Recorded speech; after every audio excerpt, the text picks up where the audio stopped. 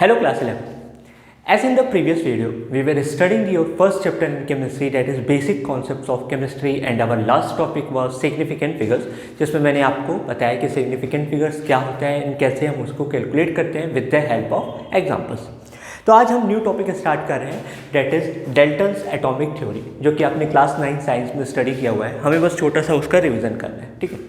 तो डेल्टन्स ने सबसे पहले क्या कहा? डेल्टन्स का पहला पॉइंट ये था कि matter is made up of सबसे smallest particle which is further indivisible, जिसको आप डिवाइड नहीं कर सकते हो, डेट इज एटम, ठीक है।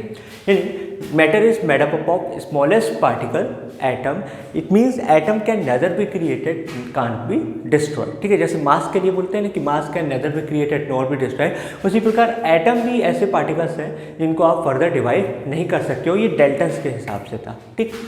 फिर डेल्टन्स का सेकेंड पॉइंट ये था कि atom of same element are similar to one another in all respect. यानी अगर कोई एक एटम है, ठीक है, जस्ट सपोज कि ऑक्सीजन है, ठीक है, तो ऑक्सीजन आप पृथ्वी के किसी भी कोने में ढूंढोगे तो उसकी सारी प्रॉपर्टीज, उसका मास, उसको सब कुछ जो भी है वो सब कुछ सेम मिलेगा, ये कभी बदलेगा नहीं, ठीक है। यानी एटम ऑफ सेम एलिमेंट की बात कर रहा हूँ। जैसे ऑक्सीजन की बात किया, ठीक है, नाइट्रोजन की बात कर लूँ तो नाइट्रोजन आपको किसी भी दुनिया के किसी भी कोने में आप देखेंगे तो नाइट्रोजन हमेशा सेम रहेगा, उसका मॉलिक्यूलर मास सेम रहेगा, उसका मेल्टिंग पॉइंट, उसका फ्रीजिंग पॉइंट, बॉइलिंग पॉइंट, सब कुछ क्या रहेगा? सेम रहेगा, वो कभी भी बदलने वाला नहीं है। Third point, atoms of different elements have different masses and different properties. ये अगर दो एलिमेंट्स की बात कर रहे हैं, तीन की बात कर रहे हैं, ऑक्सीजन की, नाइट्रोजन की, हाइड्रोजन की, तो किसी की भी प्रॉपर्टी सिमिलर नहीं होगी, हर किसी का मास अलग होगा। जैसे हाइड्रोजन का मॉलिक्यूलर मास होता है 1, ऑक्सीजन का होता है 16, नाइट्रोजन का होता है 14, कार्बन का होता है 12। यानी हर किसी का मॉलिक्यूलर मास क्या है? अलग अलग है। हर किसी की प्रॉपर्टी भी अलग अलग है, कोई मेटल है, कोई नॉन मेटल है, कोई मेटोलाइड है, हर किसी की रिएक्शन करने की कैपेबिलिटी भी क्या है? अलग अलग है। तो उसी प्रकार से atoms of different elements have different masses and different properties. Fourth point था chemical combination between elements take place in proportion. यानी जब कभी भी कोई भी केमिकल रिएक्शन होगा तो वो एक रेशियो में होगा, ऐसा कभी भी नहीं होगा कि अपने मन से कैसे भी कर लिए। अगर वो यहाँ पे अगर एक रेशियो में हो रहा है तो आगे चल के भी एक रेशियो में ही होगा। जैसे कि अगर वाटर का फॉर्मेशन हो रहा है तो 2 हाइड्रोजन और 1 ऑक्सीजन मिल करके क्या बनाते हैं? वाटर, ठीक। यानी इनके बीच का जो रेशियो है वो 2:1 है। यानी दुनिया में कहीं पे भी अगर ये रिएक्शन हो रहा है हाइड्रोजन और ऑक्सीजन के बीच में तो ये हमेशा 2:1 के रेशियो में कंबाइन होके वाटर का ही फॉर्मेशन करेंगे। अगर इनका रेशियो बदल दूं मैं तो ये कुछ और फॉर्म करेंगे, ठीक है। जस्ट सपोज कि आपने H2O2 का रिएक्शन H2 + O2 का रिएक्शन करवाया तो ये बन गया H2O2, यानी हाइड्रोजन पर ऑक्साइड। यानी इसका रेशियो क्या है? 1:1 है। यानी इनके रेशियो प्रोपोर्शन पे डिपेंड करता है कि आपका फाइनल प्रोडक्ट क्या रहेगा, ठीक है। तो chemical combination between elements take place in proportion. Combining masses of elements represent the combining masses of compound. यानी इनका जो मास अगर आपको निकालना हो कि H2O का मास क्या है तो आप इंडिविजुअली क्या करोगे? हाइड्रोजन का मास ले लोगे, हाइड्रोजन का 1, 2 हाइड्रोजन है तो 2 × 1, और ऑक्सीजन का कितना होता है? 16, यानी ये 18 आ जाएगा।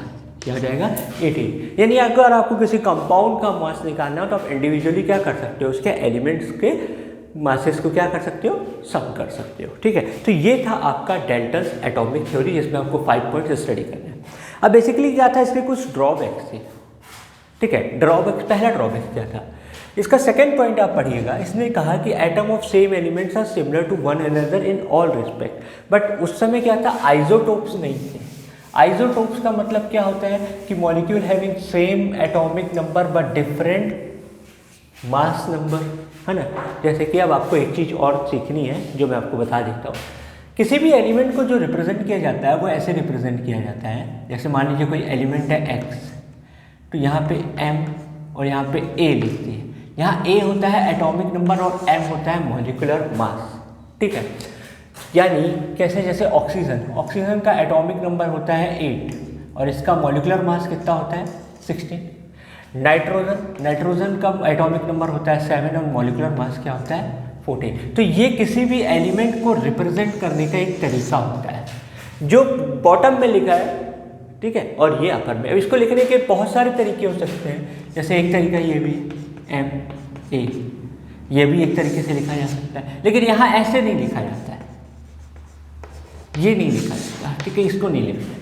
ये दोनों में कोई भी तरीका आप अपना सकते हैं। तो मॉलिक्यूलर मास और एटॉमिक मास, ये आपको याद रखना है, ठीक।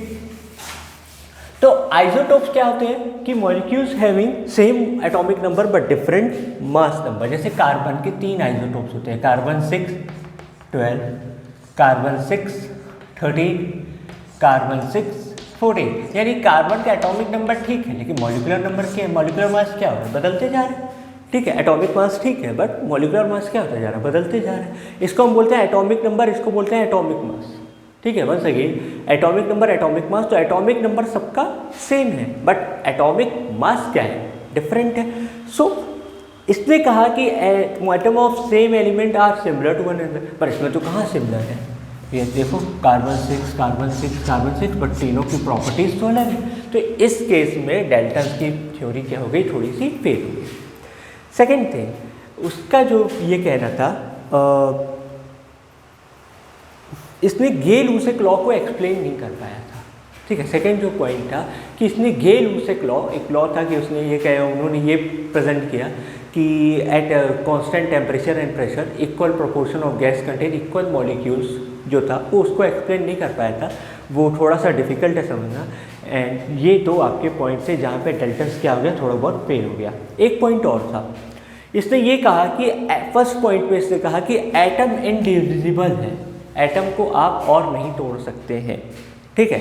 लेकिन बाद में जब और खोज की गई तो एटम से भी छोटे पार्टिकल पाए गए, है ना, यानी इलेक्ट्रॉन, प्रोटॉन और न्यूट्रॉन। यानी यहाँ पे भी डेल्टन्स की थ्योरी फेल हो गई कि उसने ये कहा कि एटम जो है स्मॉलेस्ट पार्टिकल एग्जिस्ट करता है नेचर में, और उसको आप और डिवाइड नहीं कर सकते हो। पर बाद में पाया गया कि एटम को भी अंदर 3 और सब एटॉमिक पार्टिकल्स हैं, कौन कौन से, इलेक्ट्रॉन, प्रोटॉन एंड न्यूट्रॉन। तो यहाँ पे ये क्या हो गया, फेल हो गया। अब हमें 2 और टॉपिक्स पढ़ने हैं जो कि इम्पॉर्टेंट है बहुत। पहला टॉपिक जो है आपका, वो है आपका मोल, यानी मोल कॉन्सेप्ट जो आपको स्टडी करना रहता है, मोल कॉन्सेप्ट।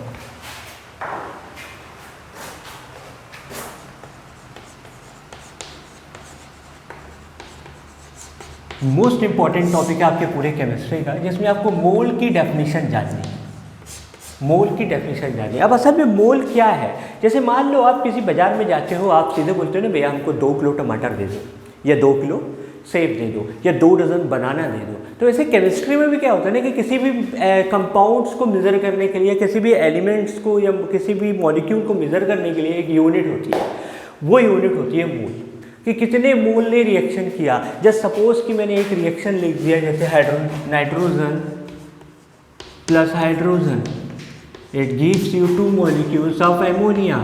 यानी हम इसको ऐसे लिखते हैं, 1 mole of nitrogen 3 mole of hydrogen, it gives you 2 moles of ammonia. तो हम यहाँ पे मोल्स का इस्तेमाल करते हैं पढ़ने के लिए, ठीक है। ये मोल्स हम लोग पढ़ते हैं, हर किसी के अपनी अपनी अलग अलग यूनिट्स होती हैं, तो हमको मोल का स्टडी करना पड़ता है। अब मोल की डेफिनेशन क्या है, तो 1 mole is the amount of substance that contains as many particles और entities as there are atoms and exactly 12 gram of 12C isotope. आपका ये डेफिनेशन है, तो इसको एक बार लिख लेते हैं, फिर आगे बढ़ते हैं, ठीक है। सो 1 मोल is equal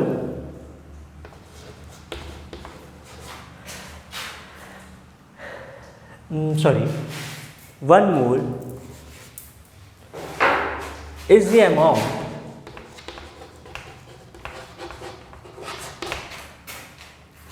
of a substance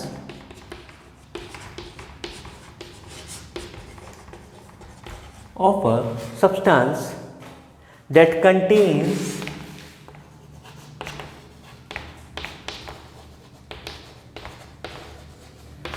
as many particles or entities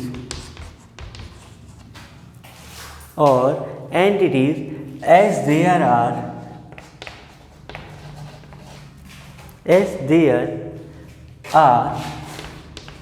atoms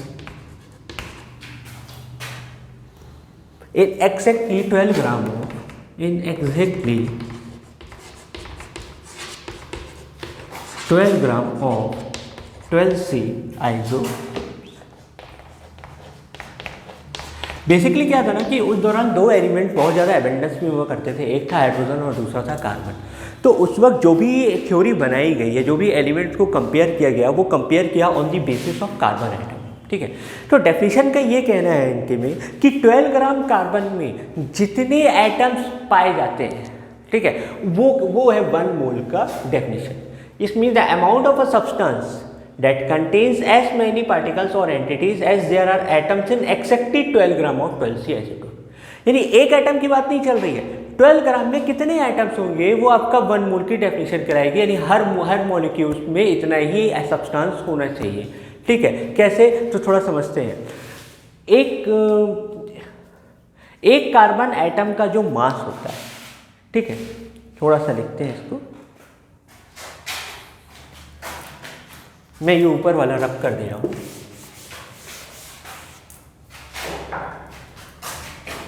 mass of 1 atom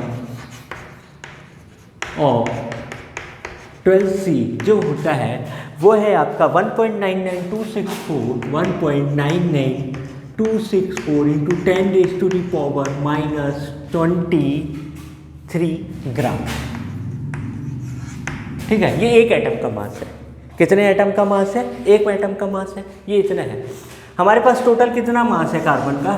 12 ग्राम। तो हमें नंबर ऑफ एटम्स फाइंड करने रहेंगे कि कितना एटम्स में 12 ग्राम में कितने नंबर ऑफ एटम्स होने चाहिए। ये केवल एक एटम का मास है। आप देख सकते हैं कितनी छोटी क्वांटिटी है, 10⁻⁻23, बहुत छोटी क्वांटिटी। यानी आप अगर इसको डिवाइड कराएंगे तो पहले से करोड़ के 7 जीरो, फिर करोड़ के 7 जीरो, फिर करोड़ के 7 जीरो, वो 21 जीरोस हो गए, फिर 2 जीरोस और वो उतना छोटा हो जाता है। ठीक है, therefore number of atoms in 12 gram carbon is equal to 12 divided by 1.99264 into 10⁻⁻23। जब हम इसको डिवाइड करते हैं तो हमारा आंसर आता है 6.022 इंटू 10⁻23। यानी 1 मोल यानी 12 ग्राम कार्बन में कितने एटम्स होते हैं? 6.022 इंटू 10⁻23 एटम्स होते हैं। इसको हम लोग बोलते हैं एवोगैड्रो नंबर। ये एक कांस्टेंट है जो आपको याद रखना है, एवोगैड्रो नंबर, या तो जिसको हम Na से रिप्रेजेंट करते हैं या N0 से रिप्रेजेंट करते हैं। ठीक, ये आपको याद रखना है। यानी Avogadro number is equal to 6.022 into 10⁻23। यानी 1 मोल में कितने एटम्स होते हैं? इतने होते हैं। ये चीज़ याद रखना। ये किसके बराबर हो गया? 1 मोल के बराबर है ये। 1 मोल में कितने एटम्स हैं? इतने एटम्स हैं। अगर मैंने आपसे कह दिया कि 1 मोल H2 है तो उसमें H2O के कितने मॉलिक्यूल्स होंगे? इतने मॉलिक्यूल्स होंगे। तो थोड़ा सा इसका प्रैक्टिकली करते हैं। ये डेफिनेशंस आप लिख लीजिएगा क्योंकि इंपॉर्टेंट है बहुत। जैसे अगर मान लो मैंने कह दिया कि मेरे पास 1 मोल हाइड्रोजन है तो कितने मॉलिक्यूल्स हो जाएंगे? 6.022 इंटू 10⁻23 एटम्स हो जाएंगे। ठीक, अगर मैंने आपसे कह दिया कि मेरे पास 3 मोल सोडियम है तो 3 मोल यानी 3 इंटू 6.022 इंटू 10⁻23 सोडियम के एटम्स हो गए। यानी इसको मल्टीप्लाई करा जाएंगे तो 18.066 इंटू 10⁻23 एटम्स हो गए। अगर मैंने कह दिया कि मेरे पास 1 मोल X है, X अंडे, तो 6.022 इंटू 10⁻23 अंडे हैं मेरे पास। ये इसकी डेफिनेशन कहलाती है। 1 मोल का मतलब आता है आपका यहाँ पे। ठीक है, अगर मान लो मैं कहता 0.5 मोल है, ठीक है, या 0.25 मोल है तो क्या करता? 0.5 यहाँ मल्टीप्लाई करा देता या 0.25 मल्टीप्लाई करवा देता। तो ये है आपकी 1 मोल की डेफिनेशन। बहुत ज़्यादा डाउट जाता है कि जब हम कार्बन से समझने की कोशिश करते हैं। तो होप अब आपको क्लियर हो गया होगा कि कैसे इसको हम कार्बन से कंपेरिजन करते हैं। ठीक है, तो ये आपका क्लियर हो गया होगा। Now another topic is atomic mass unit, कि एक एटम का मास कैसे निकाला जाता है, या एक एटम का मास कितने के बराबर होता है, वो आपको जानना है। तो होप मोल आपको क्लियर हो गया होगा, कार्बन से कंपेयर हम कैसे करते हैं, ठीक है। नेक्स्ट टॉपिक जो हमारा है वो है एटॉमिक मास यूनिट। ये आपने क्लास 10th में ये वाला पढ़ा हुआ है, तो आप लोग देख रहे हैं कि आप सिर्फ अभी प्रीवियस 9th और 10th में जो भी पढ़े हुए हैं उसको आप लोग एक रिवीजन दे रहे हैं, ठीक है। Atomic mass unit, atomic mass unit जिसको हम लोग लिखते हैं AMU। एटॉमिक मास यूनिट की जो डेफिनेशन है वो है कि 1/12 of the 1 atom of carbon atom, ठीक है। यानी किसी कार्बन एटम में का जैसे हमने मास पढ़ा कि एक 1 atom of mass of 1 atom of 12C कितना है, ये हमने अभी डेफिनेट वैल्यू निकाली थी 1.99264 1.99264 इंटू 10⁻⁻³ ग्राम। तो 1 AMU जो होता है वो होता है 1/12 मास ऑफ 12C कार्बन। इसको मैं एज इट इज यहाँ ऐसे कर देता हूँ, मतलब भाई मास ऑफ 1 एटम ऑफ 12 कार्बन। यानी जब आप इसको डिवाइड कराएंगे तो यार 1.99264 इंटू 10⁻⁻23 डिवाइडेड बाय 12, तो ये आता है अप्रॉक्सीमेटली आपका 1.66056 इंटू 10⁻1.66056 इंटू 10⁻24 ग्राम। यानी 1 एटॉमिक मास यूनिट जो है इतनी छोटी क्वांटिटी होती है, यानी एक एटम का mass. And mass of 1 atom of an element 1 gram. तो आज से जैसे अगर आपसे पूछा जाए कि एक एलिमेंट है उसके एक एटम का मास, इसमें अगर मैं न्यूमेरिकल करना चाहूँ, क्वेश्चन ये है मास ऑफ 1 एटम ऑफ एन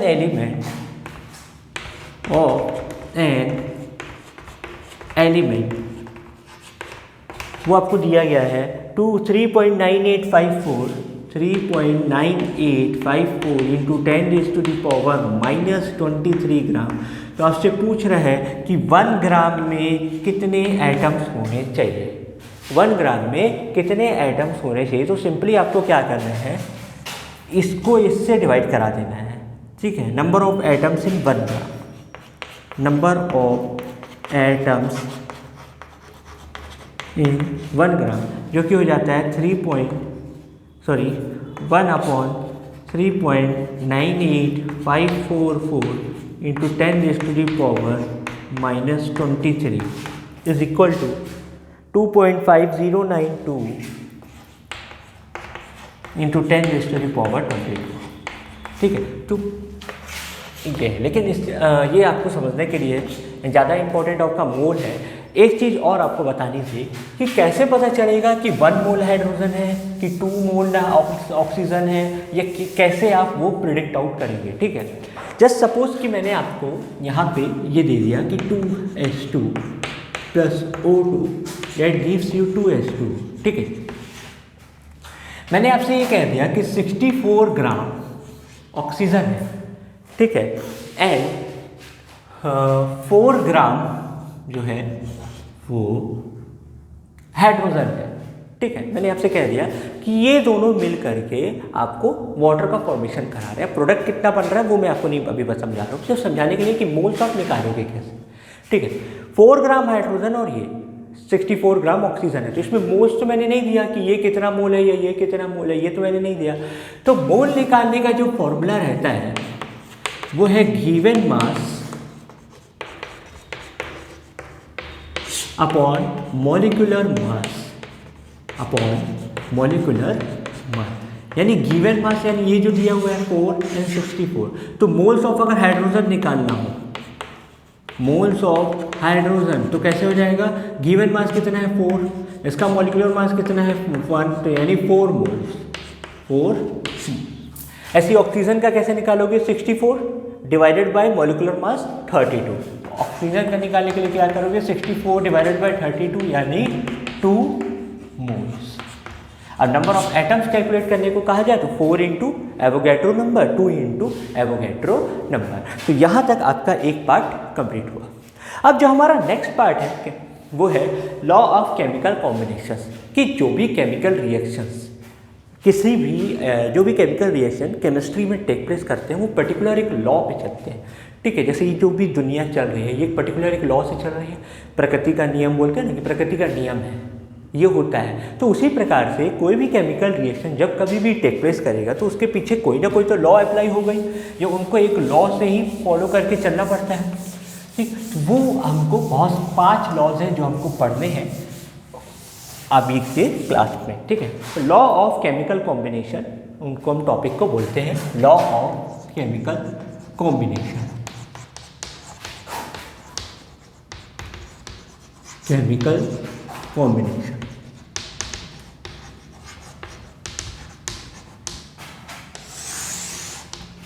जिसमें से आपका पहला लॉ है लॉ ऑफ मास कंजर्वेशन। ठीक है, पहला लॉ जो है आपका वो है law of mass conservation. Law of mass conservation.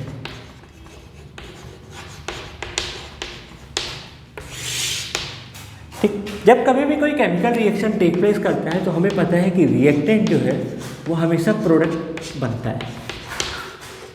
ठीक है, तो इस लॉ के अकॉर्डिंग ये लॉ ऑफ मास कंजर्वेशन का मतलब है कि mass can neither be created nor be destroyed. Mass can neither be created nor be destroyed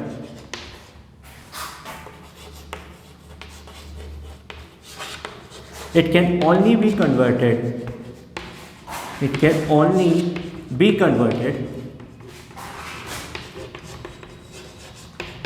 from one form to another.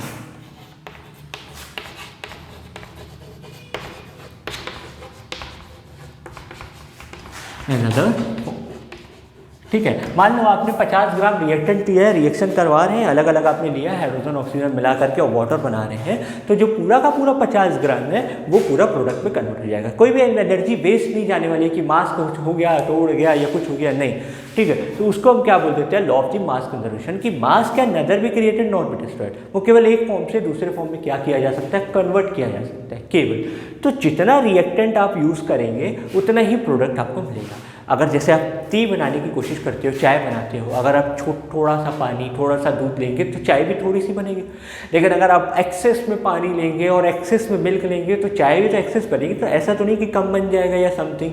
ठीक है, वो डिपेंड करता है कि आपने कितनी देर तक चाय के लिए बनाने रखा है। अगर नॉर्मल प्रोसेस आप फॉलो करें, जो नॉर्मली जैसे चाय बनाई जाती है कि आपने एक्सेस भी आपने हीट नहीं दे दिया या समथिंग कंडीशंस नहीं रखी वैसी, तो आपका जितना आपने रिएक्टेंट यूज़ किया उतना ही आपको क्या मिलना है, प्रोडक्ट मिलना है। सेकेंड लॉ जो है आपका वो है law of definite proportion. Law of definite proportion मैं इसी में लिख देता हूँ। सेकेंड पॉइंट जो है आपका वो है लॉ ऑफ डेफिनेट प्रपोर्शन।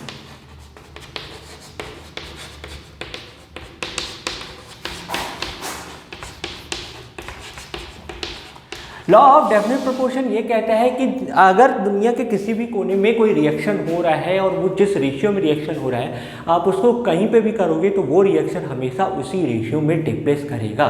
जैसे यदि नाइट्रोजन और हाइड्रोजन का जो हमने रिएक्शन करवा के एमोनिया बनाया तो एक नाइट्रोजन 3 हाइड्रोजन के साथ मिलकर के 2 मॉलिक्यूल्स ऑफ एमोनिया दे रहे हैं, यानी ये रिएक्शन हमेशा ऐसे ही टेक प्लेस करेगी, ये कभी बदलेगा नहीं। ठीक है, तो इसकी डेफिनेशन ये है different samples of a pure chemical substance always contain the same properties of an element by mass. ठीक है, यानी ये हमेशा एक डेफिनेट प्रोपोर्शन में ही रिएक्ट करते हैं। इसका मतलब ये है कि यदि नाइट्रोजन और हाइड्रोजन का रिएक्शन हम करवाते और ये हमको 2 मॉलिक्यूल्स ऑफ NH3 देता है तो यानी ये 1:3 रेशियो में कंबाइन करके 2 मॉलिक्यूल्स दे रहा है, यानी ये हर जगह रिएक्शन ऐसे ही टेक प्लेस करेगा। कभी भी ऐसा नहीं होगा कि 1:5 में कंबाइन करके हमको 3 दे दिया, नहीं, ये हमेशा इनका जो मास रहता है वो कांस्टेंट रहेगा।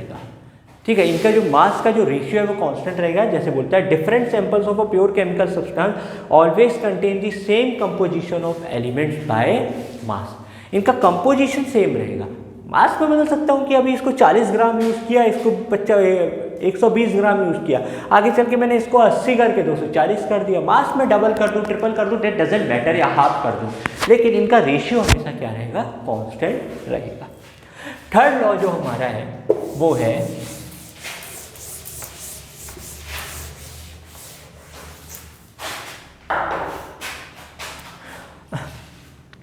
Law of multiple proportion.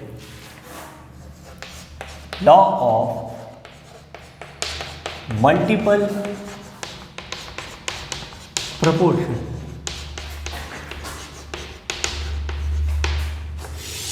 Wait for second class.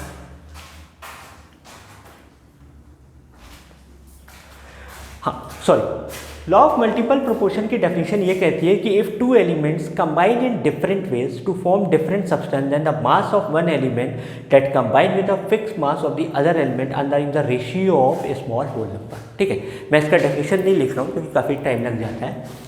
एक बार फिर से डेफिनेशन पढ़ रहा हूँ। इफ़ टू एलिमेंट्स, अगर दो एलिमेंट्स कंबाइन कर रहे हैं अलग अलग तरीके से, ठीक है, अलग अलग तरीके का मतलब ये है कि जैसे नाइट्रोजन प्लस ऑक्सीजन ये रिएक्ट करके बनते हैं N, ठीक है, उसी प्रकार से जैसे N2 plus O2 it gives you 2 molecules of N, उसी प्रकार से nitrogen plus 2 molecules of oxygen it gives you NO2 2NO। यानी इस केस में जो रेशियो है इनका, जो मास का जो रेशियो है, मास का अगर मैं निकालूँ तो ये 14 है और ये 16 है मॉलिक्यूलर मास, और यहाँ पे कितना हो जाता है, ये 14 है और यहाँ पे 2 मॉलिक्यूल्स है ना ऑक्सीजन के, तो कितना हो जाएगा 32 हो जाएगा। यानी पहले वाले कंपाउंड में जो मास का रेशियो है वो है 7:8, 2 से डिवाइड करा दिया, 2/8 हो जाएगा, और ये कितना हो जाएगा 7:16। ठीक है, अब फिर से पढ़ते हैं। If two elements combine in different veg, nitrogen और ऑक्सीजन दोनों अलग अलग तरीके से क्या कर रहे हैं, कंबाइन कर रहे हैं to form a different substance. यहाँ पे नाइट्रोजन ऑक्साइड बना, यहाँ नाइट्रोजन डाइऑक्साइड बना, ठीक, different substance, then the mass of one element that combine with a fix mass. देखो नाइट्रोजन का मास क्या है, फिक्स है 14, ठीक है, 14 है 14, then with a fix mass of other element are in the ratio of a small whole number. ठीक है, यानी जब आप दो एलिमेंट्स को रिएक्शन करवा रहे हो और दोनों अलग अलग प्रोडक्ट्स का फॉर्मेशन कर रहे हैं, जिसमें से एक एलिमेंट का मास फिक्स है और एक का मास फिक्स नहीं है, तो जब आप इनके मास के रेशियो निकालते हो, मास का रेशियो यानी 7:8 डिवाइडेड बाई 7:16, ये हमेशा एक होल नंबर में मिलेगा। यानी इसको आप करोगे तो 7/8 इंटू 16/7, यानी ये ऊपर चला जाएगा, ये नीचे, ये हो जाता है 2, यानी ये हमेशा एक होल नंबर में रहते हैं। यानी दुनिया के किसी भी कोने में जब कभी भी हाइड्रोजन ऑक्सीजन रिएक्ट करेंगे, वाटर बनाएगा, हाइड्रोजन पर ऑक्साइड बनाएगा या समथिंग कुछ और भी बना दे, या आप जो भी एलिमेंट्स का रिएक्शन करा रहे हो जहाँ एक का मास क्या है, फिक्स है और एक का मास क्या है, डिफरेंट है, तो जब आप उनके मास के रेशियो निकालते हो यानी 7:8 डिवाइडेड बाई 7:16, तो इनके बीच जो रेशियो रहेगा वो हमेशा एक होल नंबर में रहता है, ये कभी डेसिमल में नहीं रहेगा, किसमें रहेगा, होल नंबर में रहेगा। तो ये कहलाता है आपका law of multiple proportion. Hope ये आपको क्लियर हो गया होगा। नेक्स्ट जो है वो है law of reciprocal proportion. Law of reciprocal proportion, fourth है आपका लॉ ऑफ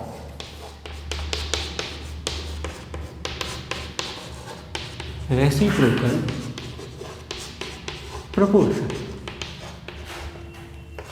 अच्छा, इसकी डेफिनेशन पहले पढ़ते हैं, मैं लिखता नहीं हूँ। The mass of two or more different elements which separately combine with a definite mass of another element are either the same as or the different multiples of masses of different elements when they combine amongst themselves। ठीक है, यानी इसमें ये कहने का मतलब इसका ऐसा है कि जस्ट सपोज कि मैं एक रिएक्शन करवा रहा हूँ, A plus C it gives you AC, B plus C it gives you BC and A plus B it gives you AB। ठीक है, यानी यहाँ पे ये वाला जो A और ये वाला A जो है सेम है, ये वाला B और ये वाला B जो है सेम है। ठीक है, ये जब कभी भी कंबाइन करेंगे, ठीक है, तो इनका जो मास का रेशियो है ये कभी बदलने वाला नहीं है, इनका मास का रेशियो हमेशा सेम रहने वाला है, ठीक है। डेफिनेशन एक बार फिर से पढ़ते हैं। द मास ऑफ टू और more different element which separately combine with a definite mass of another element, ठीक है। पहला, द मास ऑफ टू और different element which separately combines with the mass of same element, ये सी और सी के साथ combine कर रहे हैं, यानी सेम एलिमेंट के साथ कंबाइन कर रहे हैं, are either the same as or are simple multiplies of masses of this different element when they combine among themselves। फिर से the masses of two or more different elements which separately combine with a definite mass of another element are either the same or are simple multiplies of masses of these different element when they combine among themselves। यानी अब ये आपस में जब combine कर रहे हैं तो इनके जो मासेस के जो रेशियो है ये वो या तो वो सेम होंगे या एक सिंपल मल्टीप्लाई रेशियो में टेक प्लेस करेगा, ठीक है। जैसे कि एक एग्जांपल लीजिए, carbon plus hydrogen, it gives you methane CH4, ठीक, and oxygen plus hydrogen, it gives you water, 2 molecules of water। And जब कार्बन एंड ऑक्सीजन का कॉम्बिनेशन हम कर रहे हैं तो ये आ जा रहा है कार्बन डाइऑक्साइड, ठीक है। यहाँ पे कार्बन का मास है 12, ऑक्सीजन का 32, ये भी 12, ये 32, यानी ये आ जाता है आपका 3:8 के रेशियो में आ रहा है, 3:8 के रेशियो में आ रहा है। यानी ये जो रेशियो है इनके मासेस का, चाहे वो एक साथ कंबाइन करें चाहे अलग अलग कंबाइन करें, वो रेशियो सेम है।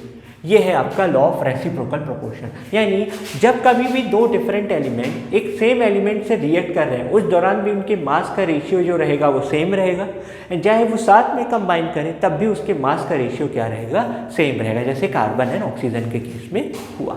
तो होप ये आपको क्लियर होगा। 4 लॉज हमने पढ़े। पहला लॉ था हमारा law of mass conservation, law of definite proportion, law of multiple proportion and law of reciprocal proportion. तो ये चारों आपको अच्छे से पढ़ने हैं। लास्ट जो लॉ है आपका वो है Gay-Lussac law and Avogadro's law.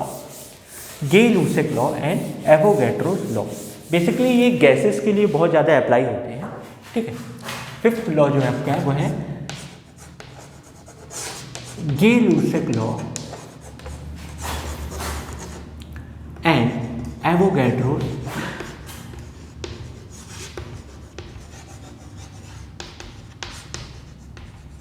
ठीक। इसमें ये कहना चाहते हैं इन लोग कि equal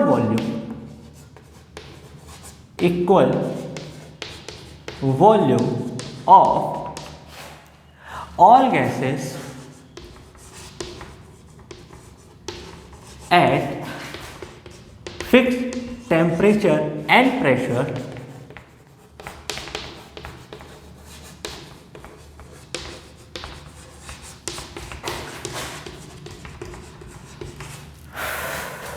contain equal number of molecules, contain equal number of molecules, ठीक है। जस्ट सपोज कि आपको मैंने दे दिया कि आपके पास 1 मोल हाइड्रोजन है और STP चल रहा है, ठीक है। स्टैंडर्ड टेम्परेचर एंड प्रेशर यानी 1 atm एंड 298 कैलोरी। तो 1 मोल में कितने आइटम्स हो जाएंगे, 6.022 × 10⁻23, ठीक है। अब अगर मैंने कंडीशन बदल दी तो कंडीशन जैसे अगर मान लो टेम्परेचर इंक्रीज करूँगा तो गैस के पास क्या आ जाएगी, काइनेटिक एनर्जी आ जाएगी। टेम्परेचर इंक्रीज करने से क्या हो जाता है कि जो मोशन है किसी भी एलिमेंट का वो कंटिन्यूसली इंक्रीज हो जाता है, उनकी वेलोसिटी बढ़ जाती है। एक सिंपल सा एग्जांपल है, बहुत तेज़ धूप है, आप घर के अंदर है तो आपको कोई प्रॉब्लम नहीं हो रही, लेकिन अगर आपको मैं बोल दूं कि नंगे पाँव आप छत में चले जाओ तो आपको क्या हो जाएगा, आप कूदने लग जाओगे। यानी जैसे जैसे टेम्परेचर बढ़ा आपकी वेलोसिटी भी क्या हो गई, बढ़ गई। उसी प्रकार से जैसे हम टेम्परेचर इंक्रीज करते हैं तो kinetic energy of a molecule also increases, वो क्या होती है, इंक्रीज होती है। तो इसका ये कहना था कि equal volume of all gases, अगर एक कंटेनर में मैं 100 से ज़्यादा गैसेस ले लूँ और मेरा वॉल्यूम सेम है कि भैया 1 लीटर का 1 मीटर क्यूब का मेरे पास एक वो है, क्या है, बॉक्स है, इसमें मैंने गैसेस भर दिए, टेम्परेचर एंड प्रेशर क्या है, सेम है। तो temperature and pressure contain equal number of molecules, यानी उसमें मॉलिक्यूल्स भी क्या होंगे, इक्वल होंगे, ये नहीं बदलेगा, वो एज इट इज रहेंगे। हाँ, अगर मैंने टेम्परेचर बढ़ा दिया, प्रेशर बढ़ा दिया, तो हो सकता है कि कुछ मॉलिक्यूल्स क्या करें, रिएक्ट कर जाए, कुछ प्रोडक्ट्स बना लें, तो उनके मॉलिक्यूल्स क्या हो जाएंगे, कम हो जाएंगे। ऐसा कंडीशन जहाँ पे वो रिएक्ट नहीं कर रहे हैं, तो उस दौरान क्या रहेगा, उनके बीच के जो मॉलिक्यूल्स रहेंगे सेम रहेंगे, वो नहीं बदलने वाला है। अगर मैंने टेम्परेचर एंड प्रेशर चेंज कर दिया, तो हो सकता है कुछ मॉलिक्यूल्स रिएक्ट कर जाएं एंड प्रोडक्ट्स का फॉर्मेशन कर दे, यानी हाइड्रोजन एंड ऑक्सीजन रख दिया, बहुत ज़्यादा टेम्परेचर रख दिया मैंने, वो वाटर बन गया, यहाँ हाइड्रोजन की संख्या कम, वहाँ ऑक्सीजन की संख्या कम, तो वो बात अलग है। लेकिन इनका ये कहना था कि किसी भी कंटेनर में अगर एक fix temperature and pressure fix है, तो मॉलिक्यूल्स भी क्या होंगे, इक्वल होंगे। तो ये थे आपके 5 लॉ ऑफ केमिकल कॉम्बिनेशन जो आपको पढ़ना था। नेक्स्ट टॉपिक जो है हमारा, किसी भी कंपाउंड में कोई भी आप केमिकल रिएक्शन कराओगे तो आपको कंसंट्रेशन मेजर करना है। जैसे आप सॉल्यूशन बनाते हो तो हम क्या करते हैं, सॉल्यूट प्लस सॉल्वेंट करते हैं, तो हमें क्या मिलता है, सॉल्यूशन मिलता है। अब कैसे पता चलता है कि सॉल्यूशन स्ट्रॉन्ग है कि वीक है ना। जैसे अगर चाय में शक्कर बहुत ज़्यादा कर दो तो मीठा हो जाता है, कम कर दो तो फीका हो जाता है। उसी प्रकार से अगर मैं नींबू पानी में नींबू बहुत ज़्यादा कर दूँ तो वो खट्टा हो जाता है। तो ये सब कॉन्सेंट्रेशन के टर्म्स होते हैं कि यार स्ट्रॉन्ग है नहीं वीक है, वो हमें कैलकुलेट करना सीखना है। जिसमें हमें बहुत सारे सीखने हैं। 2 मोस्ट इंपॉर्टेंट पॉइंट्स जो हमको सीखने हुए हैं, मोलैरिटी एंड मोलैलिटी। मैं लिख देता हूँ, मोलैरिटी एंड मोलैलिटी, ये आपके लिए बहुत इंपॉर्टेंट टॉपिक है, तो ये आपको पढ़ना रहेगा, जो कि हम नेक्स्ट क्लास में स्टडी करेंगे। तो आज की क्लास में मैंने जितना पढ़ाया ये आपके लिए एक क्लास 9th और 10th का रिवीजन था जो आपको पढ़ना है, बट जो मैंने मोल्स आपको पढ़ाया है उसकी डेफिनेशन बहुत अच्छे से याद करेगा। एंड होप आपको समझ में आ रहा है। So please like my video, subscribe also and share as much as possible with your friends. Thank you.